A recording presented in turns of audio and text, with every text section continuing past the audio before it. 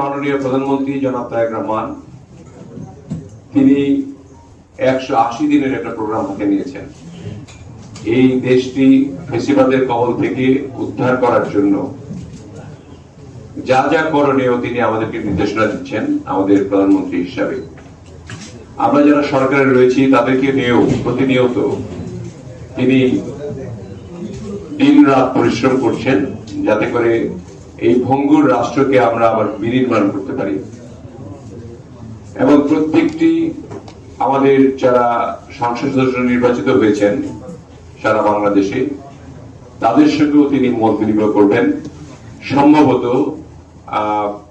মার্চের প্রথম সপ্তাহ থেকেই সকলকে তিনি নিজেই নির্দেশনা দেবেন, আমাদেরকেও নির্দেশনা দিবেন কিভাবে আমরা দেশটাকে আবার পুনর্গঠন করতে পারি, বিনির্মাণ করতে পারি।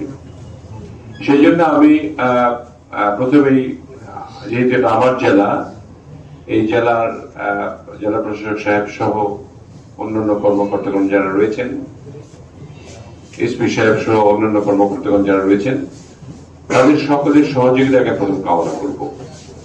আমরা পূর্বে যাই থাকি না কেন এটাকে ভুলে যেতে হবে, ভুলে গিয়ে আমরা যাতে নতুন অধ্যায়ে পা দিয়েছি এটা যাতে মনে করতে পারি। আমরা যাতে মনে করতে পারি যে আমরা একটা নতুন বাংলাদেশ পেয়েছি, যে বাংলাদেশে ফেসিবাদের আর উত্থান হবে না। সেই জন্য কিন্তু আমাদের নিজেদেরকেই একটু সংযত হয়ে শৃঙ্খলা বজায় রেখে আমরা আমাদের পার্টিসিপেশন নিজেরা সকলে বাংলাদেশের জন্য দিতে হবে। বিশেষ করে আজকের যে সাংবাদিক ভাইয়েরা সকলে আছেন তাদের উদ্দেশ্যে আমি বলতে চাই, আপনারা সাদাকে সাদা বলুন, কালোকে কালো বলুন, কোনো আপত্তি নেই, কিন্তু ইউরো জার্নালিজম যাতে না হয়। এটা তো অনেক ক্ষতি হয়, দেশের এলাকার ক্ষতি হয়। আপনারা যারা জামালপুরে রয়েছেন আপনাদের জন্য অনেক অনেক শুভেচ্ছা। আপনাদের যত ধরনের অসুবিধা আছে আমাদের তথ্যমন্ত্রী আমার বন্ধুবর ইতিমধ্যেই আপনাদের ওয়েস্ট বোর্ড নিয়ে কথা বলেছে, আপনাদের সুবিধা অসুবিধা নিয়ে কথা বলেছে। কিন্তু একটি বিষয়ে অনুরোধ, যে যাতে করে কোন রকমের মিথ্যা সংবাদ বা সমাজে বিশৃঙ্খলা ঘটানোর জন্য কোন রকমের বিভ্রান্তিকর খবর এগুলো ছাপানো না হয়। এই জন্য আপনাদের কাছে অনুরোধ করব, আসুন আমরা সকলে মিলে একসঙ্গে দেশটা গড়ার কাজে লাগি। 5টি বছর যদি আমরা চেষ্টা করি, নিশ্চয়ই আমরা সরকারের থেকে বুঝতে পারছি প্রত্যেকটি জায়গায় ভঙ্গুর, প্রত্যেকটি জায়গায় নষ্ট হয়ে গেছে, প্রত্যেকটি জায়গায় দুর্নীতির ছোঁয়া রয়েছে এবং বিস্তর দুর্নীতি ঘটেছে ইতিমধ্যেই। সেগুলিকে পূরণ করতে হলে আমাদের সময় বেশি দিতে হবে, কাজ বেশি করতে হবে।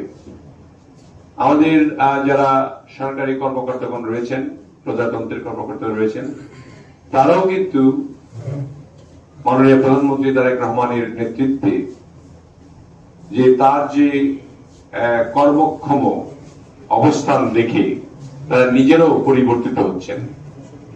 ইতিমধ্যেই যারা কাজ করতে অপারগ, কাজ করতে পারবেন না, তারা সরে যাচ্ছেন। এটা একটা ভালো সাইন। যারা কাজ করতে পারবেন, যারা সক্ষম হবেন দেশের কাজ করার জন্য, জনগণের কাজ করার জন্য, তারাই যাতে প্রজাতন্ত্রের কাজ করেন, এটাই হলো মূল উদ্দেশ্য। আর আমরা যারা নির্বাচিত হয়েছি তাদের কিছু প্রতিশ্রুতি আমাদের জনগণের জন্য রয়েছে।